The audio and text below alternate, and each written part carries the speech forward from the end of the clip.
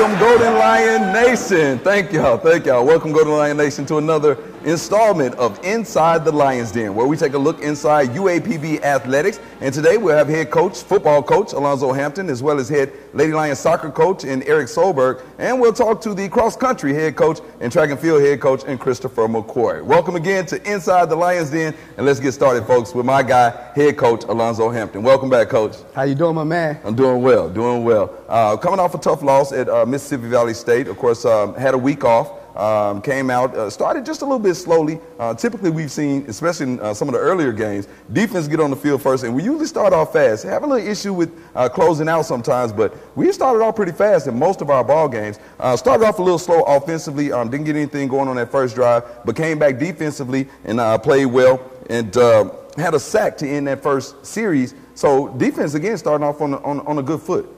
You know, obviously, we've done some good things early in the game on our defensive side of the football, and we were able to get a stop early in the game and made them punt it to us. Offense take the ball and drive it down there, and just like we have the last couple of weeks, we just hadn't been able to punch the ball in the red zone. We got to get better there. And then, obviously, we brought our special team unit out there, and we missed another kick. So that's the kind of frustrating part to us right now, because the young man is doing a great job in practice. Then get in the game and kind of like, I'm not saying he gets nervous, but I think he's starting to get nervous. And I just told him, man, focus on seeing the ball go through the uprights. And obviously that 3 points that we missed in the first quarter hurt us, kind of, drive the ball that far and not get any points. Absolutely, Coach. And of course, you do want to get some kind of points when you have such a successful drive like that. Had a fumble in that drive as well, Coach, but was able to bounce back. Did give up a touchdown to them in the first quarter, late in the first quarter. And it looked like maybe some miscommunications in the secondary. Man was running kind of wide open in the secondary. What kind of happened on that play, Coach? Yes, sir. Absolutely, man. It was a third down call, great call. We blitzed the safety. He came scot-free. It was empty formation. He came right off the backside. The quarterback didn't see him, and the guy just missed the tackle. And then obviously the safety on that side on the other side of the field, that was his guy that went vertical. He had bad eyes. And we talk about having great eye discipline, especially in the secondary. You're the last line of defense. Right. And, that young man's going to be a good player for us, but he missed the play. And ain't no other way around it. The blitz and safety he was unabated to the quarterback, missed him, and then the other safety on the other side had bad eyes. And that gave up the first touchdown. Absolutely, Coach. And of course, not making excuses for us. But coming off that off week, it was a good thing that we got some of our players back, off of injury and things like that. But it seemed like we were maybe a little bit rusty coming out in the ball game. Yeah, I don't think I talked to the kids all week about being mentally tough. And mental toughness is just being able to consistently play at the upper range of your ability when the game is on the line, when the competition starts. And for whatever reason, we didn't come out on fire. It was their homecoming. And they were a little chippy. They came out talking, and I thought our guys would be fired up about that. And obviously, we kind of settled down somewhere in the middle of the second quarter. Mm-hmm. But again, like you said, coming off of a bye week and coming off of a loss, I thought we'd come out a little more fired up, but we didn't. And so obviously, we got to work on that in practice. Just got to continue to make them understand how important that first drive is to start the momentum.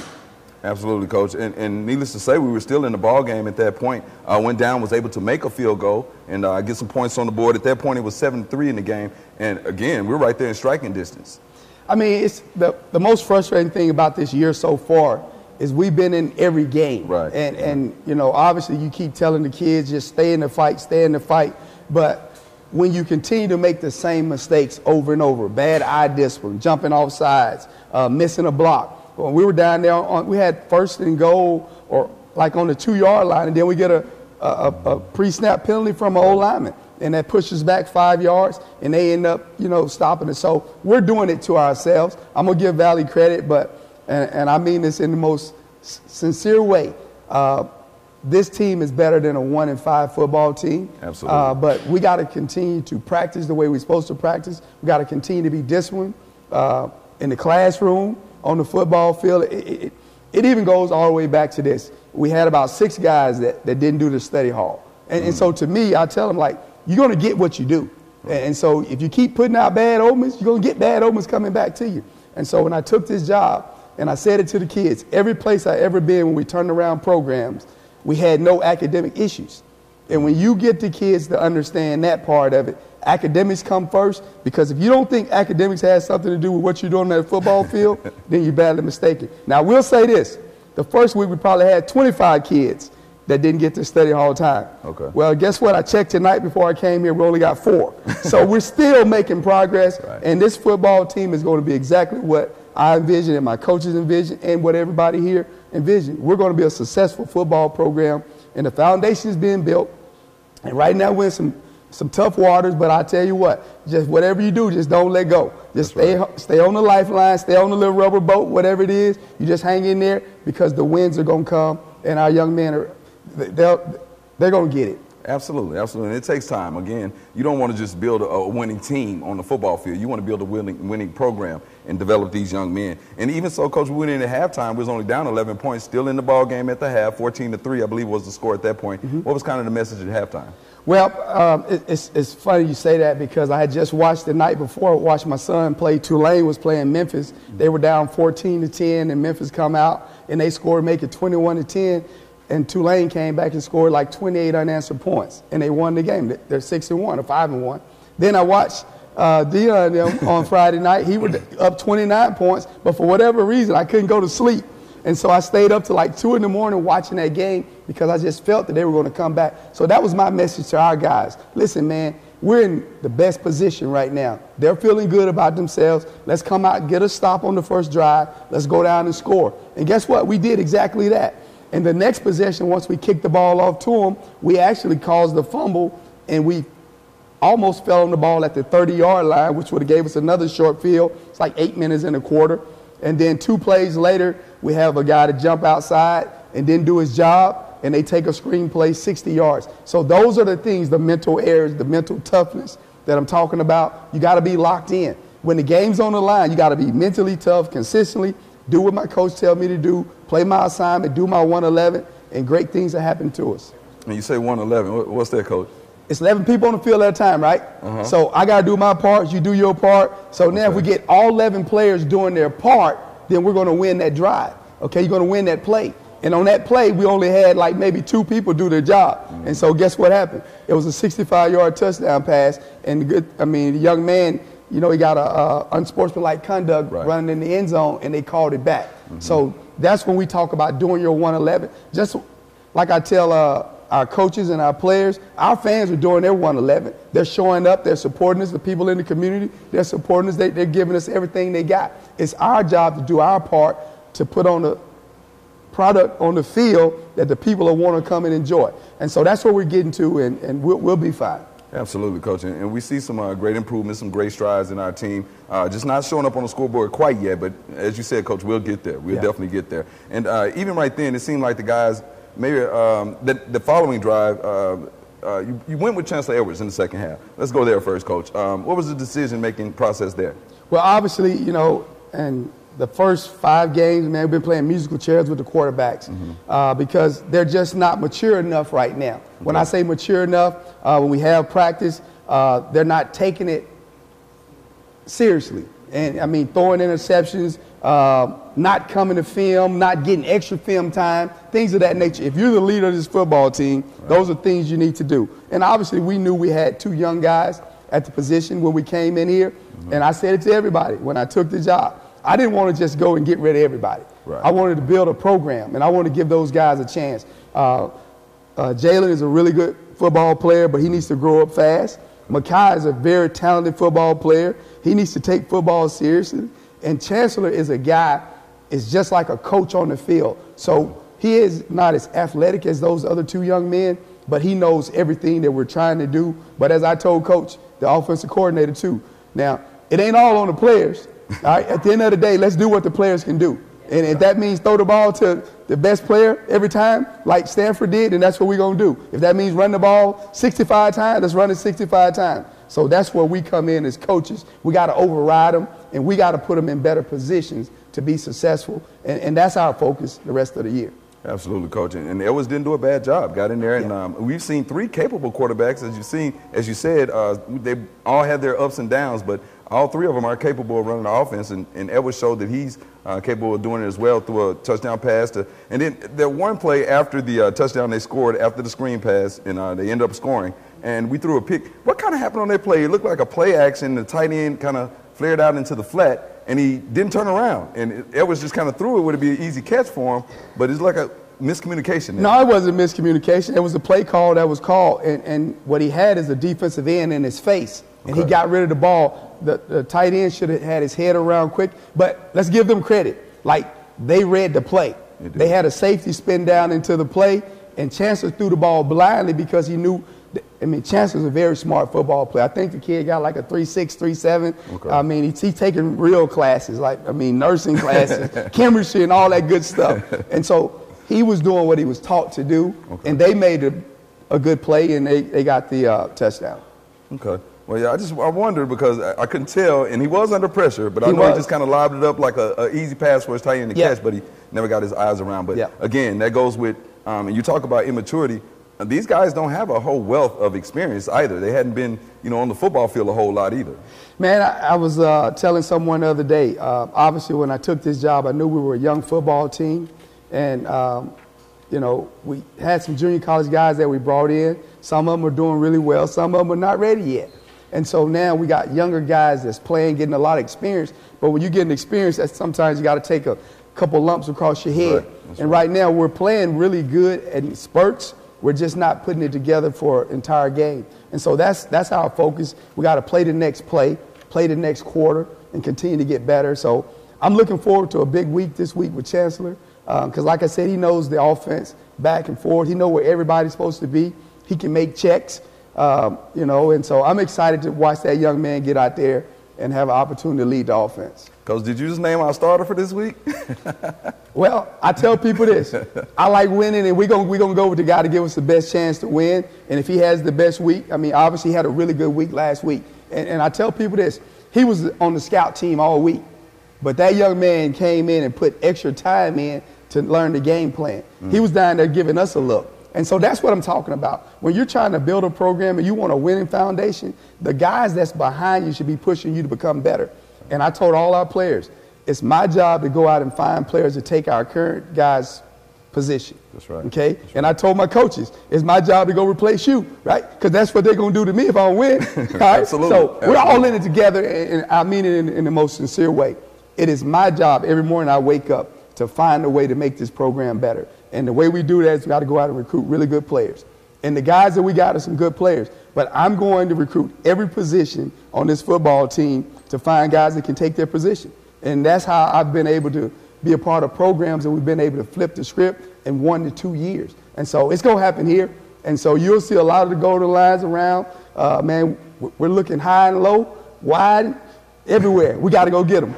Yes, sir, Coach. And I love your just energy, man. You got great energy and keeping your head up and keeping the guys' heads up as well. Because, again, it takes time, and I know sometimes it can get a little frustrating when you're used to winning and you come from winning and you want to win. So, and Coach, I think we'll get there as well. Yes, you want to stay tuned, folks. We'll take a break, and when we return, we'll talk with more with Coach Hampton, and a little bit later we'll talk with Coach Solberg as well as Coach McCoy on Inside the Lions Den. We'll be right back.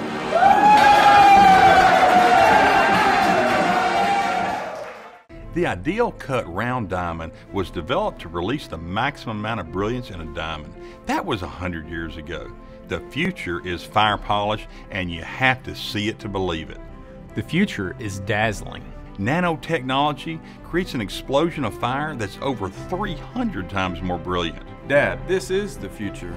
Come see the future for yourself at Sissy's Log Cabin. Sissy's Log Cabin, because life's too short for ordinary jewelry.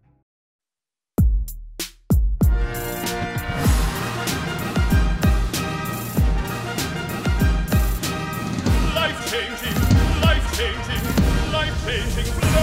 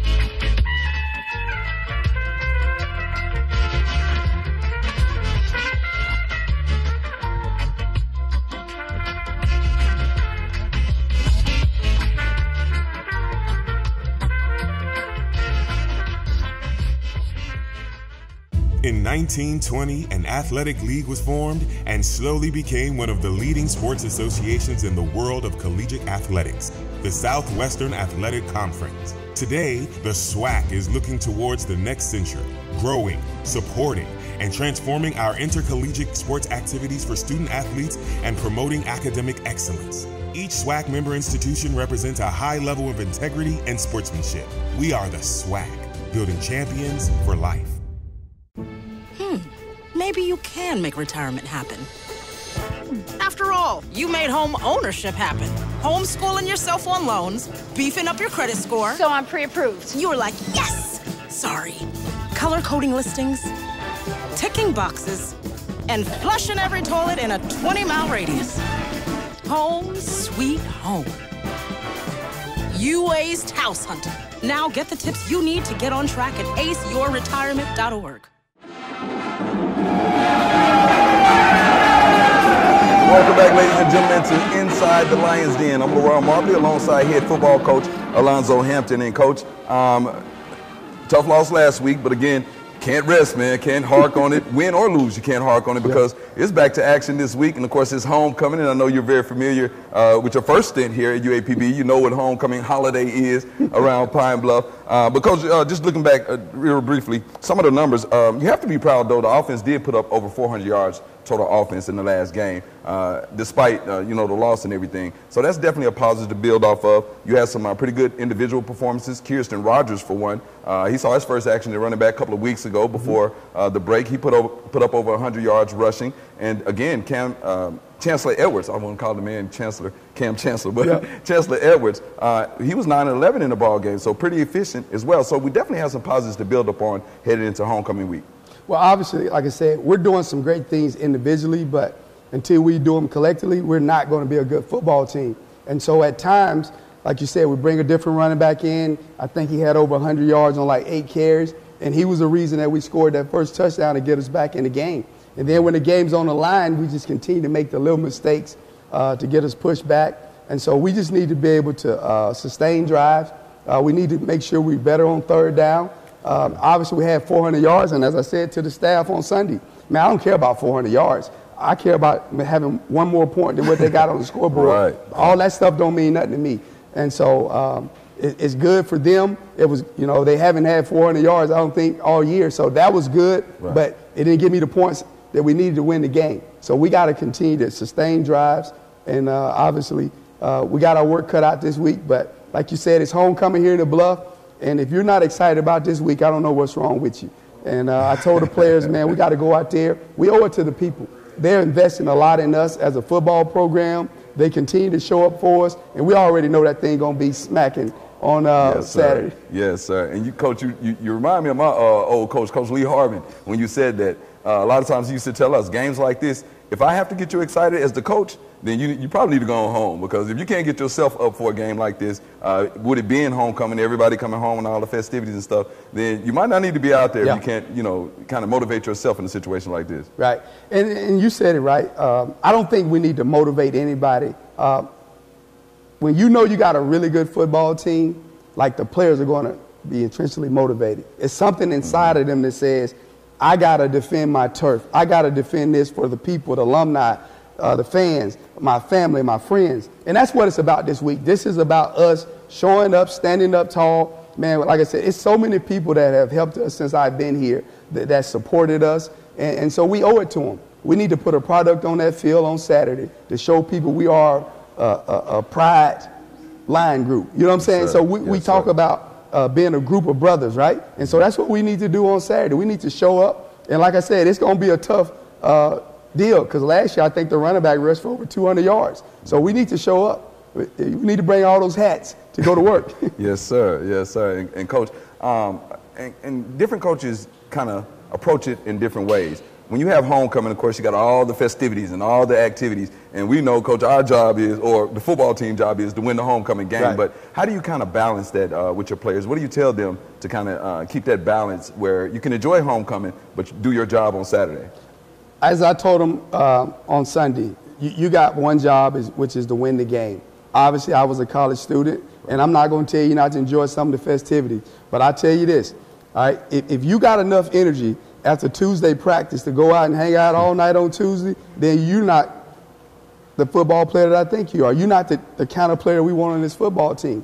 You know, obviously, if they have things during the day, you may be able to go to a stand or something. I think we had a barn fire or something maybe tonight. I mean, all that's fine and dandy. Enjoy some of those festivities, but at a decent hour, by 10 o'clock, you need to be in your room. Right. And I think we got some guys on the team that's trying to lead us in that direction. And so they'll get a chance on Tuesday and Wednesday, maybe to hang out for a minute. But at the end of the day, how bad do you want it? And we talk about having something to fight for that's bigger than yourself. Like, what are you really in this for? Like, why are you playing football? Are you doing it just to say, I got a UAPB shirt on? Are you doing it because you're trying to get out of a situation that you're in? Like, this has to be bigger than you. And to go hang out for 2 hours, if you're saying that's more important than what we're doing, then you shouldn't be a part of our team. That's absolutely right, Coach. I agree 100%. And I believe guys have that in mind. And because you can just tell on the field and just see the guys, seeing them off the field, they want to win as well. Yeah. And, again, you have to – and we talked about this a couple of weeks ago, Coach. Sometimes you have to learn how to be a winner. Yeah. And I think we're in the process of doing that. And, again, we've seen some great individual performances. Another one with Rico Dozier. He's been all over the football field. He's been making tackles. He's still high up in the SWAC and total tackles and things like that. And we're definitely going to need him to show up on Saturday as well against a pretty good Alcorn State team. Yeah. Man, we're on Rico every day because, like you said, most people look at it and say Rico is killing it. But Rico will be the first one to tell you he ain't playing very well. Like, he's making tackles, but he's making tackles down the field. He ain't making the tackles when he's supposed to make them behind the line of scrimmage. All right, so those are the things that we're working on. But to the naked eye, it looks like Rico's balling, right? But he'll be the first one to tell you, Coach, Rico's not playing very well. We need more from Rico. He needs to make more plays behind the line of scrimmage. We're calling blitzes for Rico. He ain't getting there. And so that's the challenge for us as a coaching staff. We want these guys to get everything they can out of their ability. And I think Rico is going to be a really, really good football player. What you guys seeing right now is just a glimpse of what he can be. And we're going to challenge him every single day. He needs to give us more. And, Coach, that's saying a lot with him averaging almost double-figure tackles a game. But, again, as a coach, you see that every day. You see him every day. You know what he's capable of. And I believe you can get the most out of him, Coach. Now, let's switch gears a little bit. A little bit earlier, we talked about a little bit on recruiting and things like that. Now with the transfer portal and things like that, what is the difference, Coach, when you're going after maybe a high school kid versus going into the transfer portal and recruiting a kid out of the transfer portal? Is it a big difference, or do you approach it differently? Well, obviously, when you take a kid out of the transfer portal to come here in Pine Bluff, you want a guy that can start. Right. All right. So I'm not going to get a kid out of the portal just another guy. If that's the case, I'm always going to get a high school kid and develop him. True. When I take a kid out of the transfer portal, when we go to junior college, these guys need to be able to come in here and be a starter or a backup immediately. And so that's my only focus. That's our coach's only focus. I'm going to recruit the state of Arkansas. I can get about 6, 7 players out of the state of Arkansas that are really good football players. And obviously, when you take a high school player, not most of them are not ready to play right away. Right. And we don't have a lot of time. When I say time, like, hey, this is our time now. I mean, this is the first year we're building the foundation. But we want guys that can come here right now and be in our 2D. And so that's why we're looking at junior college, we're looking at portal guys. Every position on our football team will be upgraded.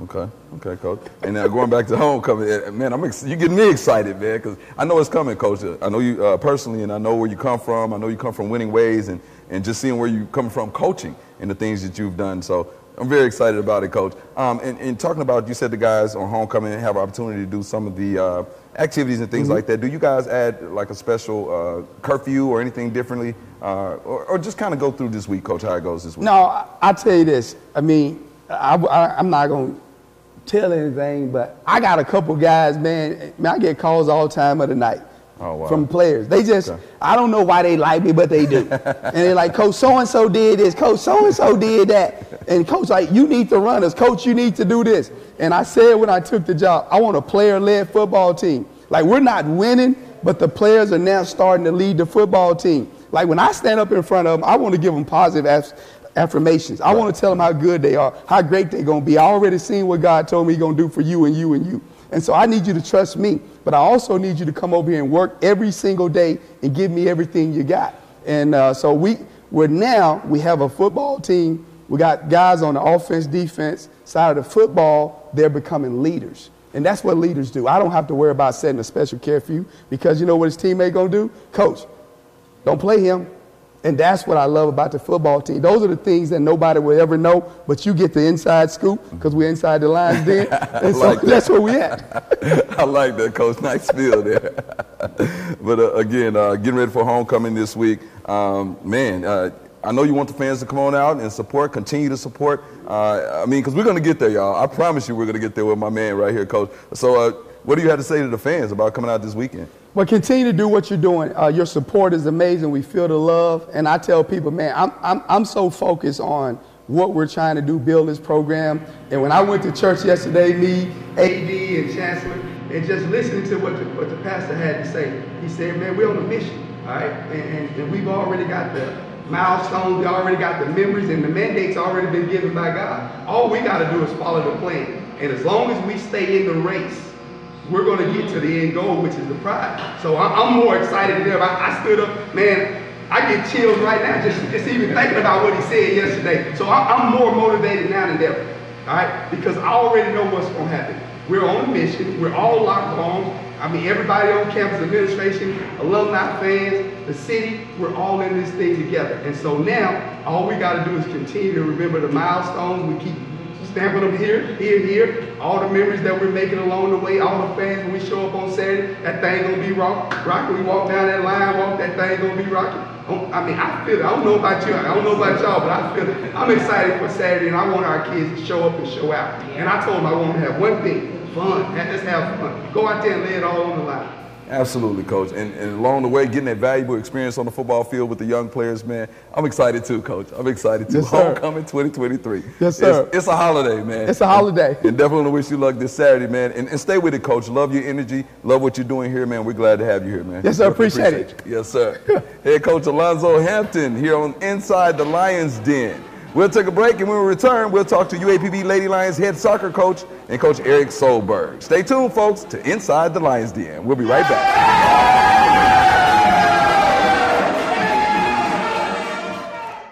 Simmons Bank has a lot of pride in Pine Bluff.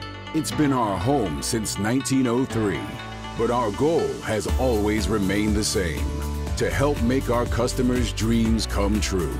From our headquarters downtown to more than 200 locations across 8 states. That's a lot of dreams coming true, and they all started right here in Pine Bluff. Simmons Bank, Pine Bluff proud.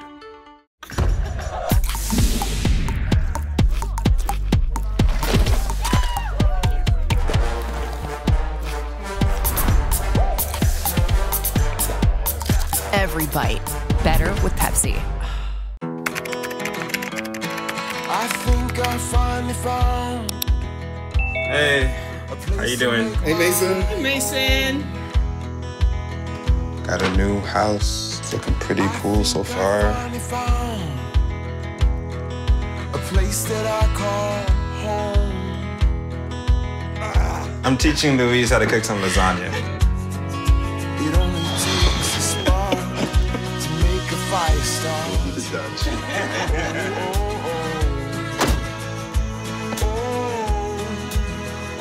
Thank you. Study, please.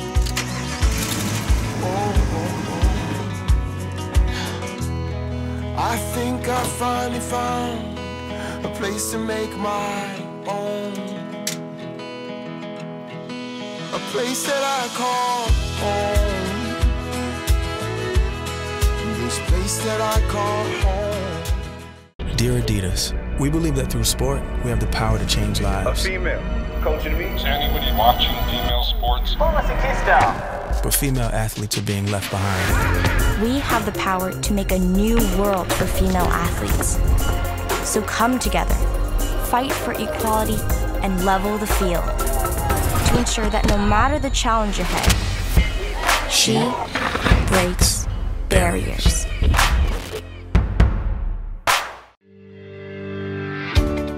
Because of you, we feel like we belong. Because of you, my family's happy and stronger. Because of you, we have a safe place from bullying. Because of you, I have a place to hang my art. Because of you, graduation is within reach. Every child follows a path in life. For many, that path will lead them to a door that gives them a place to grow, to learn, to belong, a place for their future. Because of the University of Arkansas at Pine Bluff Athletics Department, we are not only able to open doors, but transform lives. Great futures start here.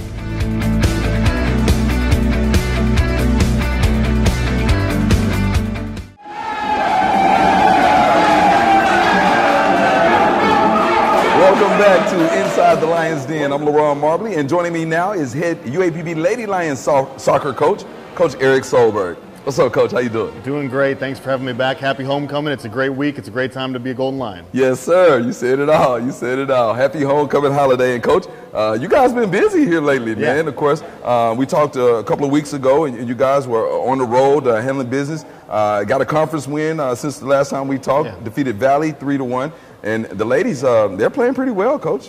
Yeah, we've won 5 of 6. We've put ourselves in a really good position to play meaningful soccer at the end of October, which in our business is what you want to be doing. We're excited to be home this week for 2 home games on homecoming weekend. We've won our last 3 here. We're undefeated in conference at home. So hopefully we can take care of business this weekend and put ourselves in a chance to be in the top 3 or 4 in our league, if not even better than that. And I'm really proud of the progress we've made. We've definitely learned a lot, grown a lot, but we're in a good position. Again, to contest for a championship here at the end of October, early November. Yes, sir. And I'm excited about football as well as football. And, Coach, take us back to that Valley match. And how did it kind of unfold? Yeah, so we really came off a tough loss against Elkhorn. We were tied 0-0 late in the game, 0-0. In the last 3 minutes, we gave up a goal kind of off a poor clearance on our part. They passed to a wide-open player. We didn't do our job, and they punished us for it. And I was really disappointed. It was really a gutting loss because I don't know that we played well enough to win the game, but in our business there's ties, and that was we probably deserved a tie from that game, and it was pretty crushing, but our kids really responded in the right way, just like they did after losing to Prairie View on a Friday night. They took care of business on Sunday.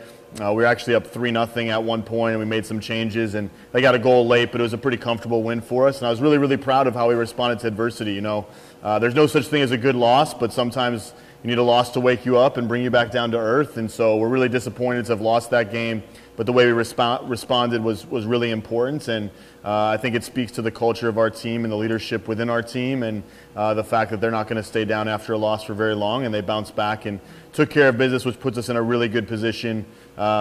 Obviously, with 3 games to go, we have the top 3 teams in the SWAC. We're sitting in 4th, so it's all still to play for. You know, we're going to be in the conference tournament, which is great for the 4th straight season. That's something that we want to do, but we also want to, thank you. We also want to, take it forward, though. We want to play in a semifinal. We want to get to a championship game, and we're on the doorstep, and how we do these next 3 games are going to determine our position and our seeding and our ability to do so. And not to mention the character you guys are building, playing in those tough ball games, tough matches. Yeah. And sometimes, you know, you may not come out on top as in Alcorn, but to bounce back like the ladies have, and as you mentioned, they've done it multiple times this season. So it's not like this is just a one-time thing. For sure. And the conference is really tough. There's a lot of really good, strong coaches who have now been in the conference for some time and have built really good programs as well. So there's no easy game. You know, especially on the road in college athletics, it's so difficult to win conference games. And, you know, I think all sports would say that, but it's especially so in soccer. And so we count those victories almost as double when we get them. But at the same time, we got to protect our own house here this weekend and give ourselves a chance going to that Grambling away game to play for something really, really meaningful. Absolutely, Coach, and we'll get to that in just a moment. Homecoming holiday and the 2 matches here during the homecoming holiday. Because take us back. Now, you guys went to Grambling to play South Carolina State, if I'm not mistaken. Yep. Got a big win in that one. It was a neutral site game. What was kind of going on with there where you played them at Grambling? Yeah, so Grambling and us both have a bye week. The MEAC does not sponsor women's soccer, so South Carolina State's an independent. They were looking for games. Justin, the coach down there at Grambling, was like, hey, we have them coming in. We're giving them a guarantee to come play. They're looking for a second game. Do you want to come play them? And I thought it was perfect just from the standpoint of, you know, it's tough to go 2 full weeks. It was our bye week in the SWAC to go 2 full weeks without playing a game or 12 days. So that was important that we got out and do something, and we were able to play them on Thursday where the kids still got a little bit of time over the weekend to not have to worry about soccer, which was good. I think it's healthy to get a mental and physical break. But we were able, you know, you never know when you schedule that game what kind of game it's going to turn out to be. They were incredibly scrappy. It was only 1-0 at halftime. I was a little bit disappointed with how we had played and really challenged our kids at the half.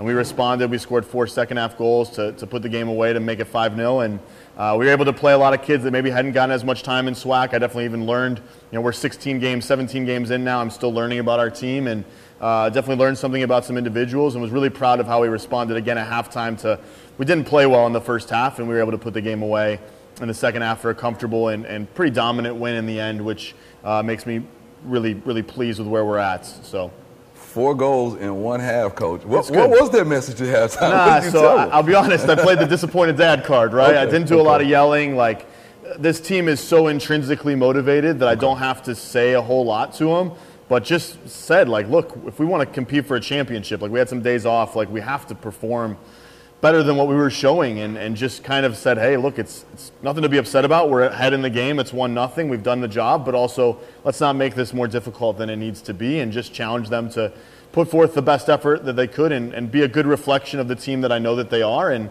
they took it to heart and really came out right away in the second half and took care of business. So really pleased. I think they're doing, again, I wish I could take all the credit in the world, and I do think we're doing a great job as a staff, but at the same time, we've got the right players in the right positions doing the right job, and it comes from them. We let them have a lot of ownership and take care of what they want to take care of, and push the team from inside, because ultimately we're just coaches. They have to actually go out and play and execute, and fortunately, for the most part, they've done that this year. And the one thing I know about my group is they're never going to not show up and never not put forth their best effort. They're just a fantastic group to work with. The energy and the effort is always right, and so we got to carry that forward here and get some results at the end of the season. Absolutely, Coach. And you mentioned your staff. Who's helping you there on the sideline? Yeah, so this is the first time I've had help here going into year 4. Jamie Self, she played at Central Arkansas and at Central Baptist, and she's come down and is serving on my staff, getting her master's from the university, which is a great opportunity. We're super thankful that the university has allocated that opportunity for her, and so she's really training our goalkeepers. They've made we got Michaela Riedel back for her sophomore season, has had a great year, and you can actually see like Jamie's imprint on her and her growth, and then we have a freshman in Alexia Munez in goal, who's done a great job as well at times, was in goal, pitched the shutout against Tarleton when we were able to beat them in non-conference play, so she's done a great job. And then obviously, when I say staff, I mean it includes TJ Cleveland, our athletic trainer, CC, our academic advisor, the sports information people, support staff. Like, it includes everybody, so we wouldn't be where we are without everybody's help, and we're all in this together. We are one team, one roar, and so it's important to just take steps forward together. But it's been great to have help on the sideline as well this year. And Coach, who are some of your leaders on the pitch? Yeah, we've got a great group of leaders that we'll honor this Sunday on Senior Day. Ayana Hicks, she goes by Mo. She's been here with me for 4 years, is one of our captains, along with Brisha Masungu, a junior out of Minnesota. Sophomore Michaela Riedel is also one of our captains. But then, you can't not mention some of the other influences on our team. Madison Hernandez has been here 4 years, one of my first recruits, has done a great job. Alondra Lepe is in year 5. We'll celebrate her on Senior Day as well. She's the only player on the team that predates me and was a kid I didn't recruit, but she's really just done a great job leading. And even though they don't have captain next to their name, they're people you can count on. And there's even freshmen that step into that role. Sydney Azuero in our back line, Leanna Soleil in our midfield that really do a good job when we need something and words need to be said, that they're those kinds of people that can step into it. But we've got a great group. I think they all want the same thing, which is for us to get results at the end of the day. And the one thing that's been great as a coach this year is I haven't had to overly coach. I've let them just go out there and work, and I always trust them to come and give 100%, and they've been able to do that. And, Coach, you mentioned Senior Day on Sunday. This weekend, we can get to it now, Coach. Yeah. Homecoming holiday, and you guys, man, scheduled for 2 home games during this homecoming holiday. 9-7-1 overall, 4-2 in conference play. So, as you mentioned, sitting in a pretty good spot in conference play. Talk a little bit about the matchups this weekend, Coach. Yeah, look, I mean, I would invite everyone, come out to the old football stadium, come out to Pumphrey and watch 2 games, Friday at 4 and Sunday at 1. We've got a tremendous opportunity. We host 2 of the top 3 teams in our league. Jackson took a loss yesterday. They're in second place, defending conference champions. We got them on Sunday. Okay. Ted Fulgatis is the coach there. He's done a tremendous job. He was even here for a few months as the head coach and has built that program into a dominant threat. And they even have their assistant coach is Kevin Larry, who came over from Alcorn. They're just tremendous people, but very well-coached team. They're going to give us everything. And then we lead off the weekend on Friday with Southern, they put us out. We beat them in the regular season. They put us out in the conference tournament last year. So we definitely want that one. Yes, sir. But Jeremy Fondo's their head coach. He's done a fabulous job. He's been there. He's stayed. He's in year 6 or 7 and is really seeing the fruits of his labor and situation. And you know, it's going to be 2 big challenges. There's no easy games in the SWAC, but especially with our run-in, we play the top 3 teams in the conference in reverse order: 3rd Southern, 2nd Jackson, 1st Grambling. The good thing is, if we're able to get results from these games, we're going to be in a great situation. We're going to finish in the top 3 or 4 in our conference. If we don't, you know, we could stumble and fall down the table, and that's something that we've really talked about this year. You know, I like our team's odds if we're the 1st seed or the 8th seed in the conference tournament, because I think there's something special about this team. But at the same time, we can do ourselves a big favor if we get some results here this weekend. So big weekend at home. We have our pink game on Friday to raise awareness for breast cancer. We've also raised almost $1,000 over the last 2 seasons for the National Breast Cancer Foundation. So we'll put out the link on social media for that and encourage you to give as you feel led. With that, and then Sunday, Senior Day, and then additionally, it's homecoming weekend, and additionally, you know, we're playing meaningful games as far as the SWAC goes at the end of October. So really excited. You know, these are the weeks as a coach you dream of, where you're playing games that matter at home. And so I know our team will put forth a great effort, win, lose, or draw, and give the fans in our school something to be proud of. Absolutely. Now, the match on Friday is at what time? 4 o'clock. 4 o'clock on Friday. Yep. 2 o'clock. 1 o'clock on Sunday. Yep. 1 o'clock on Sunday. So still time to get to church. Still time to sleep it off. Whatever you need to do. Right. But we'll be ready to go on Sunday. So we hope to see everybody out there. It's easy to find us right there on University. Like, come on out, support our team. It would mean the world to us if you could. You can use all the support we can get. And again, I know that our team's going to continue to make the university and our staff proud. Absolutely. We're already proud of you guys, Good. Coach, on the job well done. But definitely want to thank you for coming on once again, Appreciate Coach. you. Yeah, thanks for having me. Man, come on out Friday, folks. Come on out Friday, 4 o'clock, Pumphrey Stadium. And 1 o'clock on Sunday, support the UAPB Lady Lions soccer squad. Head coach Eric Solberg of UAPB Lady Lions soccer squad here on Inside the Lions Den. We'll be back with head coach Christopher McCoy across country here on the Inside the Lions Den. We'll be right back.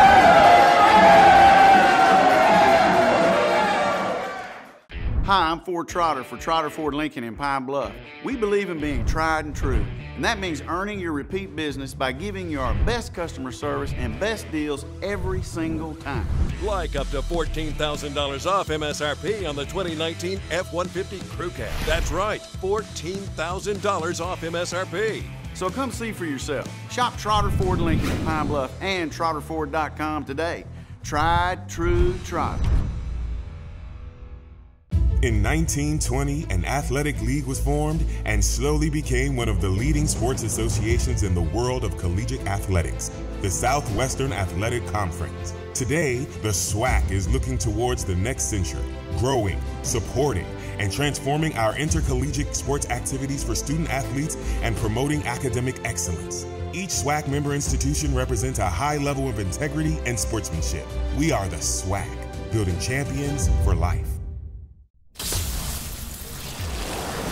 So many flavors of dew. I am thirsty. I must get the dew. Cut! He's hypnotized again! Do the dew. Yo, Scott. Hey. I'm heading out, man. You want to ride? No, I got my car, but I actually really need to go to the bathroom. Oh, you know what? I was just in there. The line is like 10 people long. You know, I think I'll just...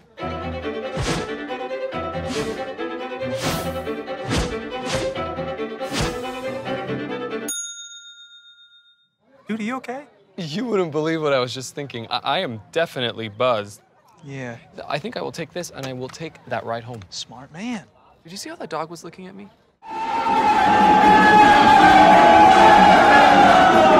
Welcome back to Inside the Lions Den. I'm LaRon Marley. Now joining me, head cross-country coach and track and field coach, Coach Christopher McCoy. What's going on, Coach? How you doing, LeBron? I'm doing well, man. I'm doing well. Too. Glad to see you, man. You too. Now, you've been pretty successful here, man, at UAPB. The last few years, we've had some student athletes that has been recognized nationally a few years ago in track and field. But right now, we're in cross country, and you guys doing pretty well in cross country as well this year. Talk a little bit about this year's team, Coach. Yes, we're doing good. The men team, we're doing real good. We got some good guys on the team. That our men team is a little older.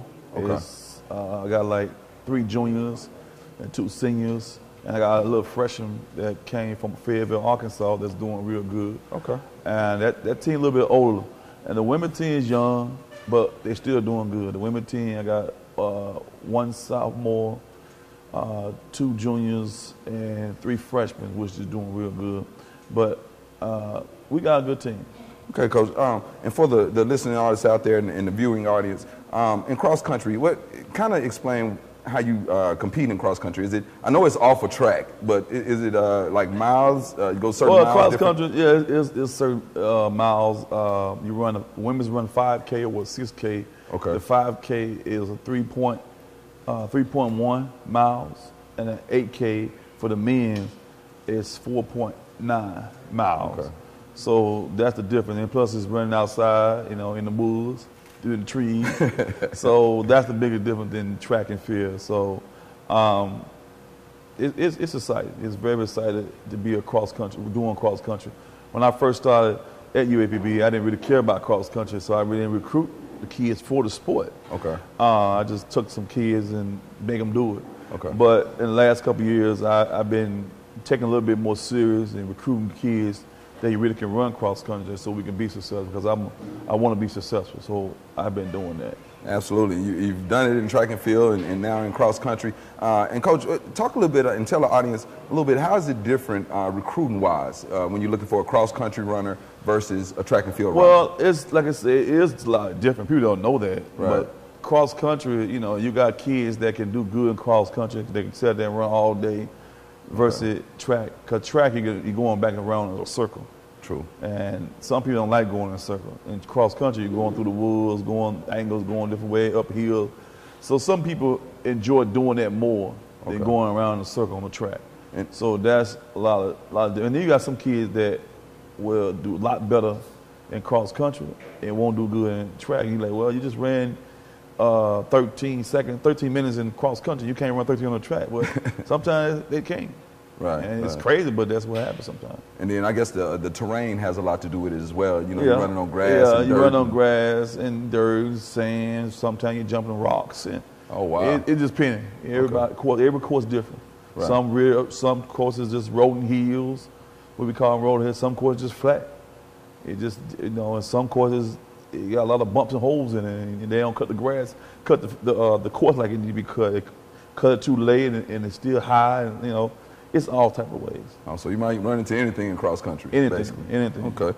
And Coach, I know you guys are getting ready, coming up here pretty soon, headed down to Florida, Tallahassee, Florida, getting ready for the 2023 SWAC Cross Country Championships.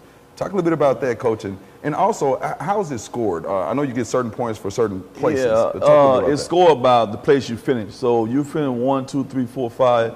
You get 1 point for first place. You get 2 points for second. That's 3 points. It's scored like that. Okay. So every point, every place your athlete finish, you add a point so they finish it. Okay. So they finish 1, you get 1 point. They finish 2, you get 2 points, and then you add a 3, and then third place you get 3 more points. That's 6 points. Okay. So that's how your 1 through 5 is a perfect score. Okay. And you're very certain how teams do 1 through 5. All 1 through 5, right? Yeah, even the Razorback don't do that, but that's what they do. Okay. But we looking good for cross country championship next Monday. Matter of fact, next Monday. Okay. From the day, we celebrate homecoming, and we got, this ain't the first time it happened. And we like maybe 6, 7 times it happened where homecoming is right before SWAC championship, and we got to go and fly to Tallahassee this Sunday. Okay. Sunday morning, and the championship is Monday morning. Okay. So we're looking good. I think we can finish in the top 5, which that's always my goal, to be the top 5 in the conference. Sometimes might luck and win it. You just don't know. Okay, and is that both men and women? Both men and women, yes. I think both men and women can fit in the top 5. And Coach, I talked to Coach Hampton a little bit earlier, and then we talked to Coach Solberg. And what is kind of your message to your players and your athletes during homecoming? It's a lot of stuff going on. The kids want to participate. What do you kind of tell them? I have practice, so keep them from going outside.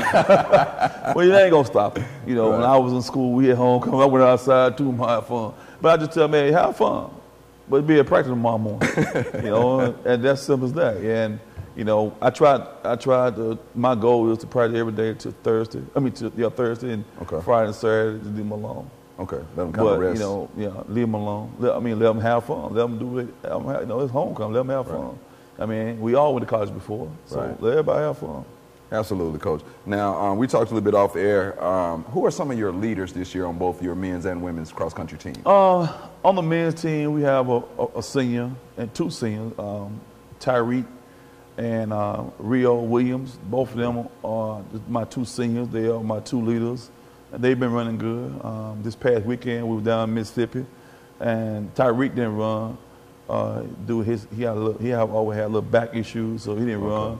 So I'm worried about him for championship. Rio ran good. Rio got like 50 kids, 60 kids ran. I think Rio got top. I want to say 20, something like that. Okay. But we ran good. We ran good. Okay. And as for the women? And for the women team, we got I returned a young lady who was top 10 last year at SWAC championship. She was 8. Okay. In last year's SWAC championship. She, Chris Ann Plummer. She ran real good this past weekend. And this past weekend, the ladies ran at 6K. They never ran a 6K before. And all of them did real good for their first time running a 6K. That's like about 1,000 more meters. Okay. And 5K. But 5K. Okay. So it's a 6K. So they ran real good for running an extra 1,000 meters.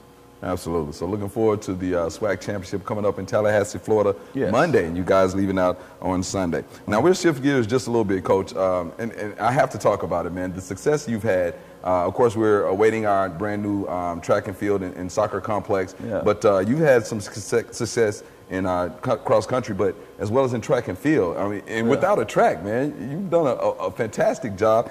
This is the 5th year anniversary. I know you didn't want to talk about it, but it's the 5th year anniversry of winning the SWAC championship on the men's side. We've had some great athletes come through. Most recently, Caleb Snowden, who won the Western Regional, didn't he? In the NCAA high jump. So we've had some great performances and some great individuals come through the cross country as well as the track and field teams as well. And again, doing it all without a track. Yeah. Well, what is kind of your philosophy, man? What's your secret? Tell them your secret. Well, I don't care about materialism things. I don't worry about it. I come from where I was taught that bells and whistles don't help you win championships. That's true. And I went to HBCU. My HBCU, I went to St. Augustine College, now St. Augustine University in North Carolina. Okay. My coach won 37 national championships. He's won more championships than anybody besides John McDonald's. Oh, wow. In Division, we were Division 2. Okay. St. Aug was Division 2. And I went to college, we didn't have no track neither. But my coach produced the Olympics.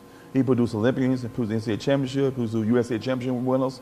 So I don't worry about what I don't have. Right. You know, I knew when I came to UAPB they had on track. Right. I knew UAPB had all the things that I'm used to having. I used to work at a school that had everything. HBCU, Hampton University, Bethune-Cookman. Right. See, that's where I started at. And they had everything.